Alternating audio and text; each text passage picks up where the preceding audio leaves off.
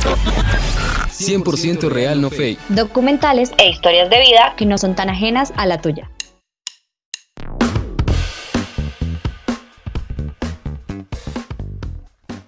Hola y sean todos bienvenidos de nuevo a nuestro podcast 100% real, no fake, el espacio ideal donde hablamos sobre documentales, sobre historias de la vida real que no son tan ajenas a la nuestra. En este caso nos encontramos ya en nuestro 5º capítulo de nuestra serie de podcast, en el cual hoy hablaremos de un nuevo documental como siempre, pero en esta ocasión solo nos acompaña Sebastián Martínez y quien les habla, Laura Londoño. Y pues para el día de hoy traemos una historia llena de magia, diría yo, una historia llena de vivencias, una historia que refleja no solo la realidad de un país, sino una cultura entera. Y en este caso vamos a hablar de El Sendero de la Anaconda, un documental que cuenta la travesía de Wade Davis, un afamado escritor canadiense, quien viaja a Colombia en compañía del antropólogo Martin von Hildebrand para recorrer al lado de las comunidades indígenas del río Apaporis en la selva amazónica colombiana. Wade desea seguir los pasos de su profesor Richard Evan Schultes y explorar al lado de Martin zonas de increíble belleza de la selva amazónica que en un futuro podrían ser aprovechadas. A mí en lo particular este tipo de documentales me dan una vista de cómo eran las poblaciones, las comunidades antiguas, como de pronto le quieran decir. Ver esa cultura, esas costumbres totalmente distintas a las nuestras, en serio que me abre la mente totalmente a comprender mucho mejor que en la Tierra existen personas con una forma de vivir que nunca me llegué a imaginar en estos momentos. Porque para nosotros algo tan simple como ver una cámara, un celular, un aparato tecnológico, para ellos es algo extraordinario, algo del otro mundo. Otra cosa también importante que me gustaría mencionar es el aprendizaje también que nos deja este documental. Somos parte de este país y también debemos conocer el impacto tan grande que producimos al no actuar correctamente. Sí, Sebas, aparte que, bueno, como mencionábamos, este documental nos muestra toda esta biodiversidad que rodea la selva amazónica, pues en este caso ubicados en la zona de Colombia, de nuestro país, y realmente algo que me dejó muy impactada del documental es todo el material como audiovisual. Siento que pudieron captar la mayor parte de la esencia de este lugar, siento que uno se involucra tanto en la historia y en todo lo que rodea esta zona como cultural, tanto cultural como biológica, pues porque todo el tema de la naturaleza, los árboles y todo lo que rodea esta zona tan maravillosa, creo que hace que complemente todo esto en algo tan bello como fue este documental.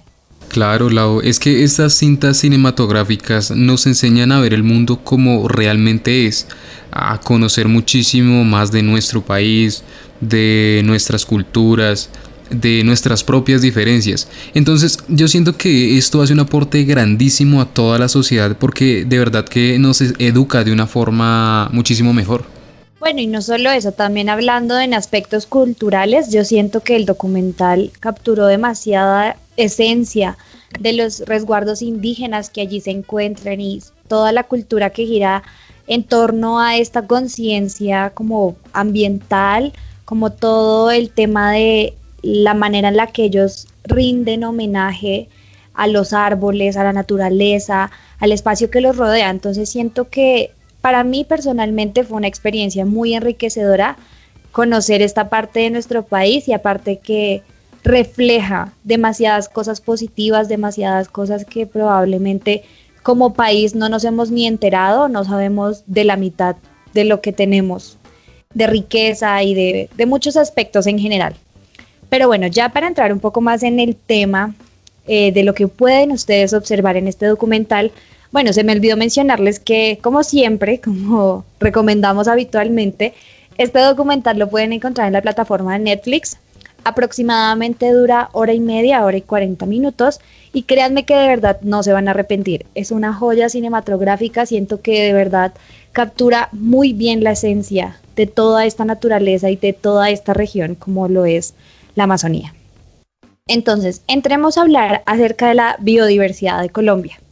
Para los que no conocen este dato que investigando por ahí me encontré, Colombia es el segundo país más biodiverso del mundo. O sea, esto nos pone en lo más alto.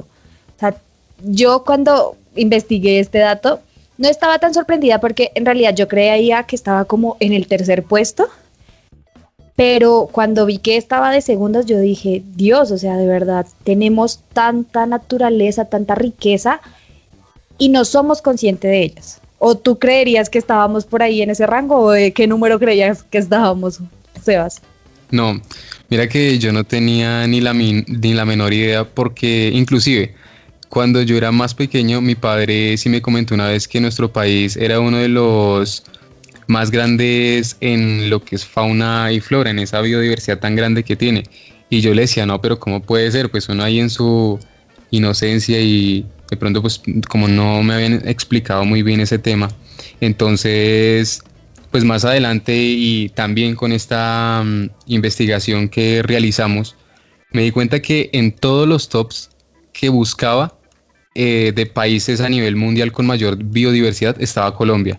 Ahí está, de pronto lo superaba, si no estoy mal, Brasil y Madagascar y de pronto otro me parece, pero pues con ciertas características. Por ejemplo, también con la investigación que estaba realizando me di cuenta que según el Instituto de Investigación de Recursos Biológicos, dice que nuestro país tiene el primer lugar en especies de aves, tiene un segundo lugar en el mundo por su riqueza de plantas, anfibios, mariposas y peces de agua dulce. Entonces, ver estos datos, pues de verdad que uno dice a veces, piensa en ir a otros países a conocer, pero es que yo ni siquiera conozco el 20% de mi país, entonces uno como que queda, Dios mío. Sí, impresionado de todo esto. Aparte que, bueno, según lo que también investigué, con más de 50.000 especies registradas y cerca de 31 millones de hectáreas protegidas, son equivalente al 15% del territorio nacional. Por esa razón, nuestro país ocupa el segundo lugar a nivel mundial en biodiversidad. De verdad, o sea, cuando vi estas cifras, yo dije, o sea, yo también, igual que tú, yo siempre he sido muy consciente de que en Colombia tenemos diversidad de especies, diversidad de plantas, de todo este tema biológico, pero digamos que en mi cabeza yo no dimensionaba que fuera tan grande, ¿sabes?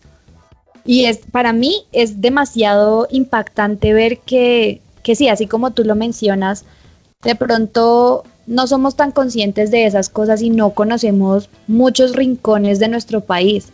Pero qué bueno que al menos podamos a través, por ejemplo, no sé, de los documentales, poder conocer estos espacios que siguen siendo patrimonio para nosotros. No, y realmente, Lau, como lo venía diciendo, yo creo que de verdad tenemos que reflexionar acerca de ello. Y también como tú lo mencionabas, estas cintas, estos documentales nos enseñan mucho y precisamente por eso nosotros traemos esta temática al podcast porque sabemos que a través de estos documentales se puede aprender mucho, o sea, el conocimiento es bastante alto, entonces, bueno, es también a que darles una invitación a todos ustedes para que vean más documentales. Claro que sí, pero bueno, yo tengo unos datos interesantes que encontré sobre National Geographic que habla acerca de los lugares con más biodiversidad y por qué. En esta lista, pues que plantea Nat Geo, Colombia está en el cuarto puesto, pero quisiera resaltar como algunos factores importantes que mencionan aquí, porque ellos, por ejemplo, mencionan que Australia ocupa el primer puesto en biodiversidad. Pero ¿qué pasó? A raíz de los incendios que sucedieron el año pasado, en el 2019, puso en evidencia que se pudo perder uno de los espacios más biodiversos en el mundo, porque son el hogar de koalas, canguros y tiene el mayor arrecife de coral del mundo. Y en este país, en Australia, alberga entre 660.000 y 700 especies de flora y fauna. O sea, de verdad, cuando sucedió estos hechos en este país, pudo haberse perdido una cantidad exorbitante de vida y de cosas importantes para el medio ambiente. al igual que en el segundo puesto, que es Brasil, que también recordemos que el año pasado fue triste para la selva amazónica que comprende Brasil debido a los incendios forestales que se perpetuaron durante meses y que hubo una polémica bastante enorme alrededor de este tema, pues porque se considera que el pulmón del planeta es el Amazonas, que no solo comprende Brasil, sino Perú, Bolivia, Colombia, Venezuela, Ecuador, Guayana, la Guayana Francesa, y Surinam. O sea, es una extensión muy grande y por eso se considera el pulmón y prácticamente cuando sucedió estos sucesos también se perdió muchísimo. Entonces es de notar que todo esto, los cambios climáticos, la inconsciencia de nosotros los seres humanos al no valorar ni cuidar lo que tenemos, hace que estas cifras y estas cosas cada vez disminuyan más y la conciencia, digamos que puede que aumente, disminuya, pero es bastante preocupante. Pero bueno, para cambiar el tema, para no volvernos tan densos, para no volvernos tan estadísticos, vamos a hablar acerca de las comunidades indígenas que presenta el documental y pues el rol de la mujer, porque eso también lo pudimos ver muy presente en el documental. Pero bueno, Sebas, cuéntame con respecto a las comunidades indígenas, ¿qué opinas? Bueno, Lau, mira que yo no sabía que existían tantas comunidades indígenas en nuestro país, o sea, de verdad que quedé bastante sorprendido, porque inclusive yo creí que ya se habían acabado muchas de estas, sí, de pronto conocía algunos nombrecitos así que me dijeron, pero el resto no, y también, bueno, quedé impactado con la forma también que salían adelante con sus trabajos, con sus formas de mantenerse. Eso de verdad que me impactó muchísimo. Sí, yo siento que el documental nos pone a pensar y a contrastar como todo este tema cultural que siempre nos hemos visto envueltos de que todavía existen comunidades indígenas que son representativas para nuestro país, pero probablemente no conocemos ni un cuarto ni un tercio, nada. O sea, si conocemos 2 o 3 y así muy por encima, es lo mínimo, ¿sí? Normalmente la gente no conoce de este tipo de comunidades porque uno o no les interesa o no les interesa investigar acerca de lo que hay en nuestro país, y otro porque sinceramente, digamos, desde mi perspectiva, yo sí soy consciente de muchas comunidades indígenas, pero igual no hay como tanta información, ¿sabes? No se consigue así como información muy específica de en qué se basa o no sé, investigando también me di cuenta que hay todavía falta mucho por investigar en estas zonas o hablar o interactuar con estas personas para realmente conocer a profundidad a estas comunidades, ¿sabes? Y algo muy interesante que nos mostró el documental es el rol de la mujer también en estos espacios. A mí me impresionó mucho cuando mostraron en el documental que una mujer es la líder de toda una comunidad que hay en la zona del Amazonas. A mí realmente, digamos, como mujer y también entendiendo que muchas de las sociedades, de las comunidades, indígenas son extremadamente machistas, ver una mujer a cargo de toda una comunidad, a mí la verdad, de verdad me sorprendió a tal punto que yo dije, quizás las cosas estén cambiando o estén avanzando de distintas maneras que probablemente nosotros no somos conscientes de ellas, pero tampoco nos interesa, somos muy apáticos en estas cuestiones. Y siento que el documental de cierta manera me abrió los ojos a una realidad que probablemente nunca me había cuestionado. Claro, Lau. No, yo también me sorprendí bastante porque, o sea, en la gran mayoría, y por lo que había leído de estas comunidades indígenas, pues siempre se ve muchísimo el machismo, ¿no? Que las mujeres son las que están de pronto ahí en sus chozas realizando cosas de coser o cositas así, sí, de pronto hacer alguna prenda, y los hombres pues son los que salen a cazar. Pero pues claro, uno también entiende que siempre ha habido esto, sí, de que tampoco todos pueden ser iguales, y como le venimos diciendo, pues las culturas son totalmente distintas con sus distintas costumbres. Y aquí, revisando un dato, me di cuenta que en Colombia se reconocen 87 grupos indígenas totalmente distintos, pero la Organización Nacional Indígena de nuestro país mantiene que hay 102 comunidades distintas. O sea, es algo totalmente impactante y como lo decías Claro. tú, hay que todavía seguir investigando y hacer estos expediciones de campo, ¿cómo se le dice, Lau? Sí, como, yo Investigaciones de creería, campo, algo así, sí, que pues como, van allá y hablan con ellos, interactúan, están durante un tiempo. sí, a mí también la verdad, por ejemplo, en este caso en el documental que nos muestran como todos estos tipos de rituales y la cultura que se vive y cómo, digamos, en este caso los investigadores que pues están como enfrente de el documental y que nos explican muchas cosas, ver la manera en la que ellos se introducen en la comunidad, ¿sabes? O sea, que ellos no son tan ajenos y eso es lo que me pareció también muy curioso porque ellos se integran, ¿sabes? No son como aparte, como investigándolos desde afuera, sino que ellos se involucran, intentan hacer parte de esa comunidad y ver cómo ellos viven ciertas experiencias, cierto tipo de cosas. Y siento que esa es la manera correcta para realmente conocer una cultura. O sea, siento que mirarla desde afuera nunca, o sea, no hace que las cosas sean más objetivas, ¿sabes? Siento que cuando uno puede convivir y vivir realmente la experiencia de ser parte de, hace que cambie la perspectiva totalmente. Claro, es que estar ahí en ese momento, yo creo que debe ser de verdad una sensación inolvidable. Y de verdad yo siento una completa admiración por todos los antropólogos, los botánicos, los científicos, todas las personas que entregan totalmente su vida a conocer más de estas culturas, llegando a integrarse por años en ellas, para mostrar que aún sigue habiendo gente en algunos lugares naturales y que hacen lo posible también por conservar el medio ambiente y la riqueza de la fauna y flora en este hermoso país como lo es Colombia. Aparte que siento que eso es un contraste bastante interesante que nos muestra el documental, porque nos muestra toda esta parte como positiva en el sentido de toda la naturaleza, lo que rodea esta maravillosa zona, la infinidad de plantas, árboles, naturaleza que puedes encontrar, pero también te explica todo el contexto histórico, todo lo que hay detrás, la manera en la que el ser humano siempre ha buscado aprovecharse de la naturaleza, pero no nunca recompensarla, ¿sabes? Como que yo me aprovecho porque siento que esto es mío, pero no le devuelvo al planeta lo que me da. Y siento que eso de alguna manera en mí quedó muy marcado, la manera en la que los indígenas ven este acto como de reciprocidad todo el tiempo de ellos con la naturaleza.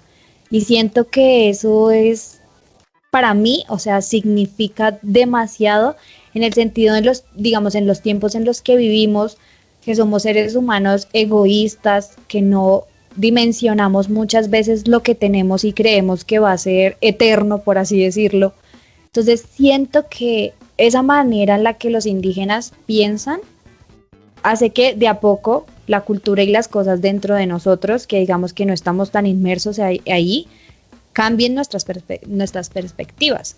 Claro, Lau, y es que ver esa cercanía que tienen todas estas culturas con la naturaleza, a uno, o sea, a mí en lo particular me pone los pelos de punta porque uno a veces dice, bueno, por la forma en la que de pronto crecí yo y las costumbres que yo adquirí, pues eso no sería como algo normal, no sé, yo diría de pronto, talaron un árbol, pues para mí va a ser normal, pero para ellos pues de pronto era algo sagrado. Entonces, pues precisamente todo esto que nosotros vemos y estamos aprendiendo a través de estos documentales tan magníficos, pues nos da otra perspectiva y nos deja pensar más y reflexionar más acerca de eso. Pero bueno, entonces yo siento que ahora es el momento indicado para poder entrar a hablar sobre el tema de los indígenas y su reconocimiento por el Estado.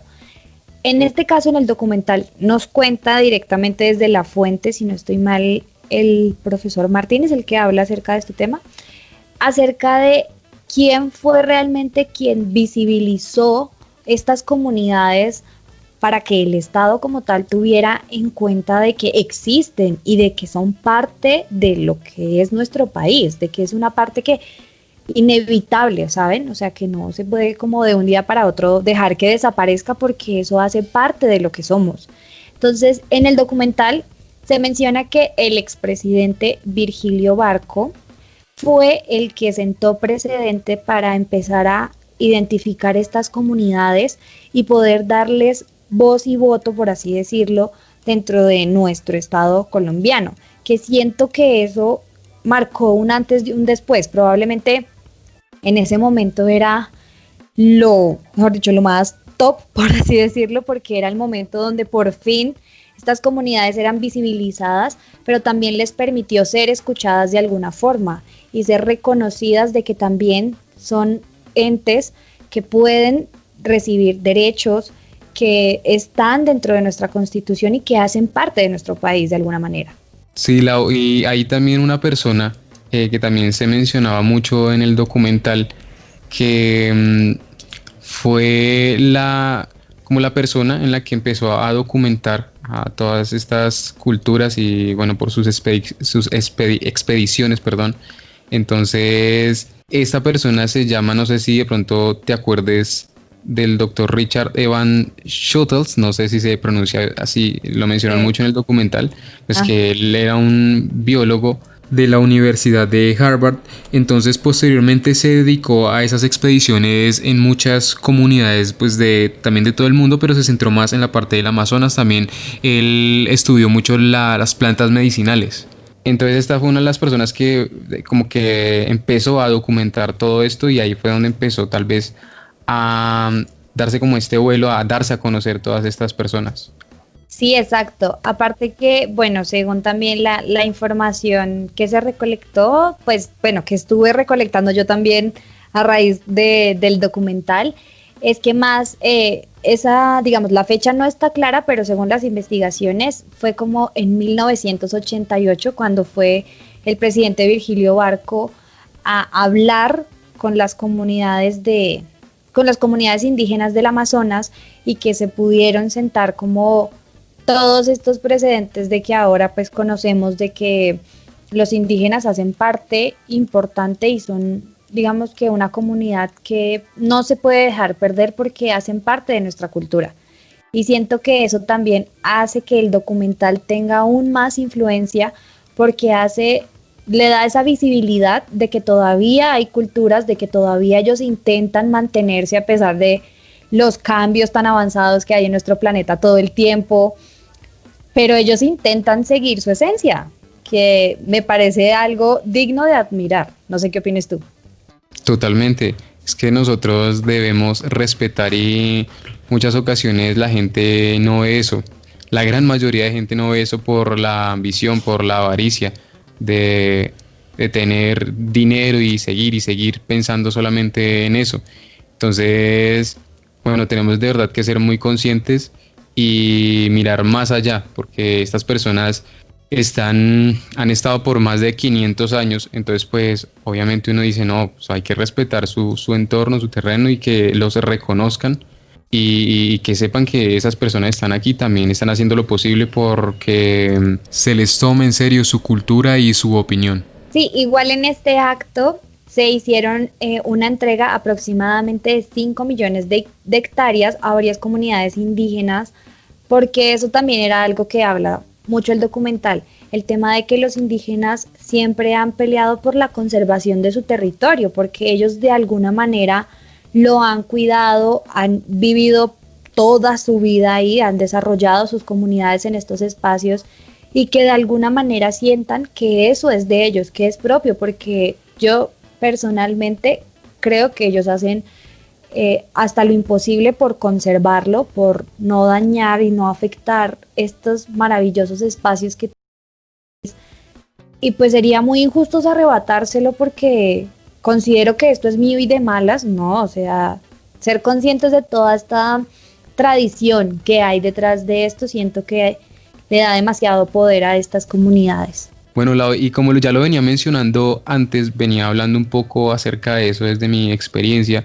Me gustaría hablar acerca de hacer una pequeña comparación acerca de la forma de vivir de ellos y las costumbres, de pronto no profundizarlo tanto, pero entonces quisiera saber si tú te sentirías capaz de vivir en un entorno como este, pues no durante un largo tiempo, pero sí como que estar allá de pronto por la curiosidad, por aprender, por conocer. Bueno, Sebas, la verdad es que por mi parte, para mí sería muy difícil, ¿sabes? En el sentido de que no conozco más allá de lo que vivo, de lo que me rodea, y si el día de mañana yo dijera, me voy al Amazonas a vivir un mes, una semana, para mí sería muy complicado. Y bueno, y no solo eso, porque también tengo como muchas fobias, o sea, me aterra de manera, no sé cómo decirlo, extrema. Me aterra mucho, por ejemplo, las serpientes, no sé, no, es que no se me vienen tantas cosas a la cabeza en este instante, pero me aterran muchas cosas que, por ejemplo, en estos espacios que son tan abiertos y como tan relacionados con la naturaleza en sí mismo, entraría en una crisis de pánico, ¿sí? Aparte que, curiosamente, yo quiero añadir aquí como una pequeña historia. A mí me gusta mucho la fotografía, me apasiona demasiado, siento que es la manera perfecta para retratar algo en ese instante y que lo guardes por siempre en tu memoria, en donde sea que vayas.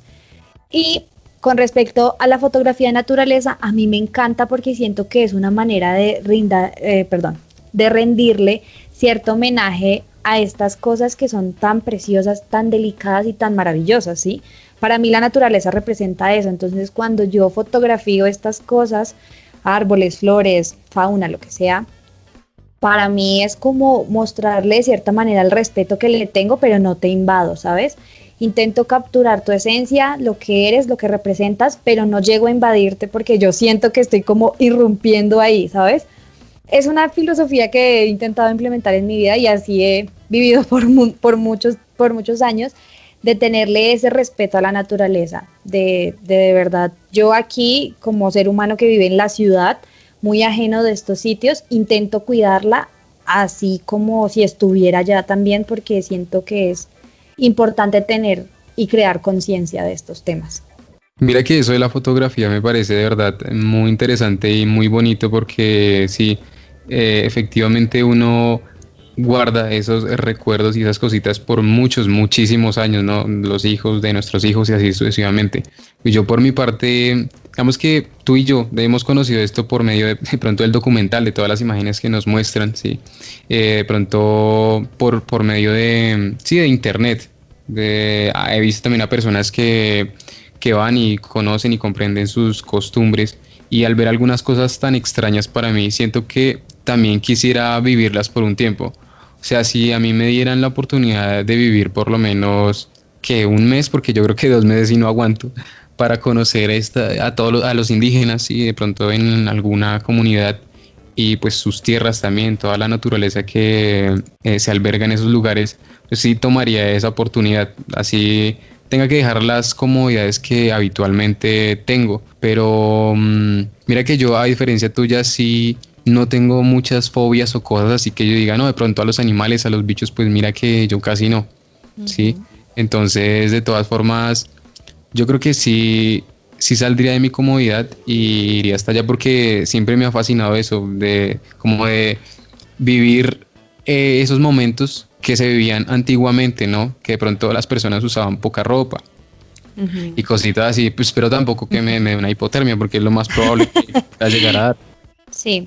Sí, yo siento que también la parte cultural y la parte de conocer más de cerca estas comunidades, siento que es una ganancia enorme, o sea, enriquecedora para la vida de muchos. Sino que mi conflicto sí es como con el tema constante de compartir con la naturaleza y sentirme como en ese lugar y como, no sé, sí, o sea, de solo pensarlo, de verdad, aquí en este momento sufro un poquito porque sí, o sea, de como ver esa inmensidad y ver esos espacios tan bellos y hacer parte de eso también es algo maravilloso, no te lo voy a negar, o sea, quizás de paso, o sea, si quizás un día y me siento y converso con ellos y veo una que otra cosa, perfecto, pero yo pasar la noche, quedarme más días, analizar la cuestión, no, de verdad, empezaría a sufrir gravemente, pero bueno, igual...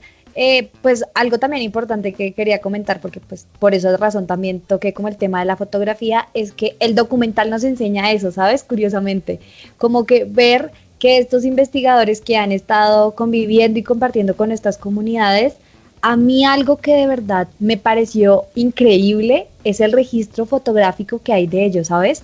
Y en el mismo documental él expresa que, bueno, que este antropólogo, si no estoy mal, el profesor de Harvard, el que él era el fotógrafo, y ver esas fotos y ver todo ese material que él mismo como que en su momento expresó de que él no era fotógrafo profesional ni nada de la época, pero ver cómo retrata, cómo de alguna manera nos transporta a esos años, porque esos años de los años, años luz, entonces ver que podemos tener este material y ver que podemos conocer a estas comunidades desde hace mucho tiempo, a mí también me marcó de sobremanera. O sea, siento que la fotografía también marca un precedente muy importante dentro del documental y muy importante porque nos ayuda a conocer también con profundidad y, digamos, de alguna manera sentirnos más cercanos a este tipo de comunidades, que me pareció también maravilloso. Claro, el señor Richard Evans, biólogo, fue un biólogo y bueno, él tuvo muchos estudios, de verdad, doctorados, especializaciones, de verdad, fue una persona muy reconocida, ganó premios y todo. También él comentaba, pues su alumno, ¿no?, que presentan ahí en el documental, comentaba que él era muy comprometido y también en la parte de la fotografía se centraba mucho y predominaba muy bien en eso. Y ver también que las fotos que tomaba sin llegar a ser una persona profesional, y también a todos estos indígenas que sin llegar a ser unos modelos profesionales lo parecían en las fotos porque quedaban totalmente espectacular. Sí, es verdad, es fascinante. Siento que este documental nos entrega demasiada información y de una manera tan bella, tan perfecta, como tan pulcra. De verdad siento que vale la pena y espero que ustedes que nos están escuchando se den la oportunidad y vean este maravilloso documental. Pero bueno, Sebas, ya para cerrar el capítulo de hoy, quiero que hablemos acerca del tema de cómo preservar el medio ambiente. Siento que esto va muy ligado a todo lo que hemos hablado y tratado pues en el capítulo de hoy, puesto que estas comunidades nos han enseñado de alguna forma que la naturaleza, o sea, la conexión que nosotros como los seres humanos que somos, tenemos una conexión tan grande con la naturaleza, con el sol, el agua, la luna, el viento, todos estos factores que probablemente para muchos de nosotros han sido insignificantes porque siempre están o porque los vemos como objetos, pero ver que de verdad todo está conectado dentro de una sola cosa, dentro de nuestro ser, pero también el hecho de estar conectados con esas cosas que también hacen parte de nosotros. Entonces, siento que es importante que hablemos de este tema. Bueno, pues yo sí voy a ser honesto y no es que yo sea una persona que de pronto ahorre agua o recicle, que son cosas para cuidar el medio ambiente. Lo reconozco, pero sé que lo debo hacer y lo voy a hacer, ¿sí? Pero entonces es eso, yo creo que es reflexionar uno mismo y saber que eso es lo que tiene que hacer para el futuro de nosotros, los seres humanos. Entonces, pues esas cositas, digamos, por ejemplo, ahorrar agua, ¿sí? Reducir pues tu consumo y también reutilizarla, no malgastarla. Por ejemplo, apagar las luces cuando estemos en algún lugar y pues no necesitemos esa luz, pues apaguémosla, ¿sí? Los aparatos electrónicos, cuando no los estemos utilizando, pues ahorremos la energía, ¿sí? Entonces todo esto, de pronto también lo más importante es el reciclaje. Siempre creo que eso sí es algo que nos han enfatizado mucho en los colegios. Por mi parte lo digo porque de pronto por mis familiares y todas las personas que me comentan, pues eso siempre ha sido un punto que se comenta demasiado, sí, que nos explican mucho sobre eso. Entonces tener en cuenta eso, hacer una autorreflexión y realizarlo, hacerlo y ayudar también a las personas que están un poquito perdidas en ese aspecto.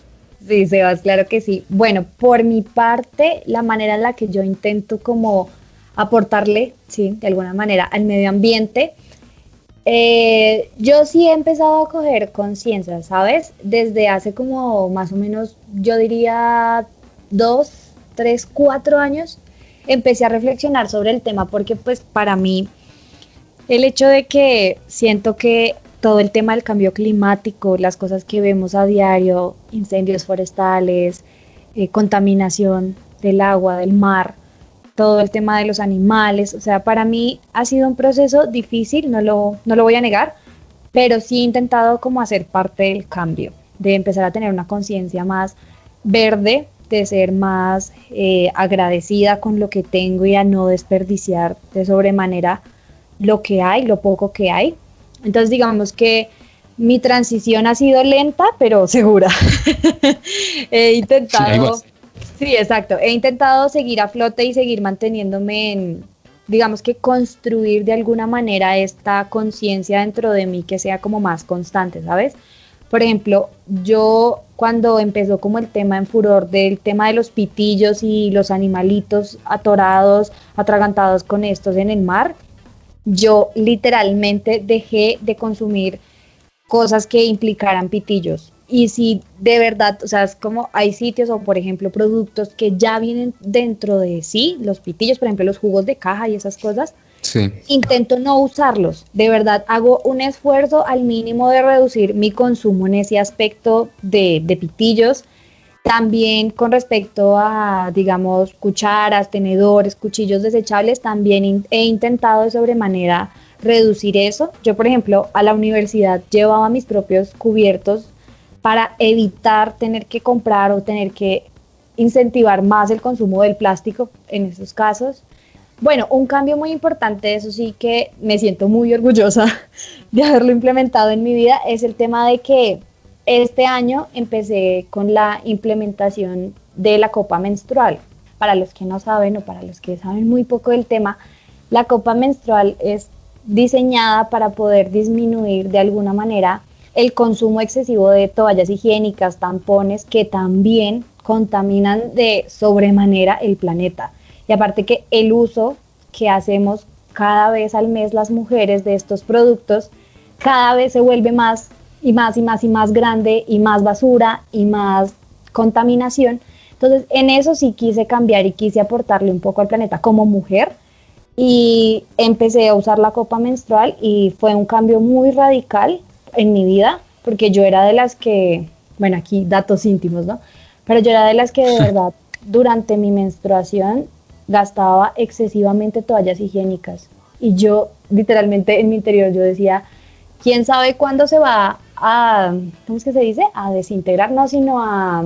O sea, a destruir. No, como a degradar es la cosa. Ah, ok. ¿Cuándo va a llegar el punto en que estos productos se van a degradar? Probablemente la primera toalla higiénica que yo utilicé en mi vida aún no se ha degradado, ¿sí? Entonces, eso fue un cambio muy importante y es algo que he intentado seguirle aportando y seguir investigando y seguir contribuyéndole al medio ambiente en esas cosas. No, exacto, Lau, sí, por ejemplo, lo que acabaste de mencionar, no lo sabía y yo creo que a todos los hombres también nos sirve esto porque pronto para comentarle también a la novia, a nuestras hermanas, a nuestros familiares, entonces es un punto que todos debemos saber, no solamente las mujeres. Claro, no, y aparte que el cambio yo siento que comienza por cosas pequeñas. Así como yo tomé la decisión de empezar de usar la copa menstrual, puedo iniciar el cambio con algo, con otra cosa, por ejemplo los pitillos, o puedo usar el cambio reciclando, haciendo compost. O sea, hay un montón de pasos que todos podemos implementar y que de a poco podemos ir cambiando esa mentalidad de que creemos que los recursos son infinitos y que nunca se nos van a acabar. No, el planeta se está deteriorando cada vez más y es responsabilidad de todos, ¿sí? Es responsabilidad de todos ser más conscientes y de tener un consumo más inteligente. Y pues esa sería como nuestra conclusión y reflexión para cerrar nuestro capítulo de hoy. Encantada de estar acompañada con Sebastián, claramente. Igualmente, Lau, un placer. De estar al menos los dos juntitos, pero no importa. Esperamos que a todos ustedes les haya gustado el capítulo de hoy, que recuerden ver este maravilloso documental. De verdad se van a enamorar más de su país, que bueno, si son colombianos se van a enamorar más y si no son, van a conocer aún más de la belleza que tiene este país para ofrecerle al mundo. Esperamos que, como siempre, recuerden nuestras redes sociales para que escriban, para que nos comenten acerca de los temas que estamos hablando, para que estemos más en contacto ustedes y nosotros. Y pues los esperamos en el siguiente capítulo. Muchas gracias.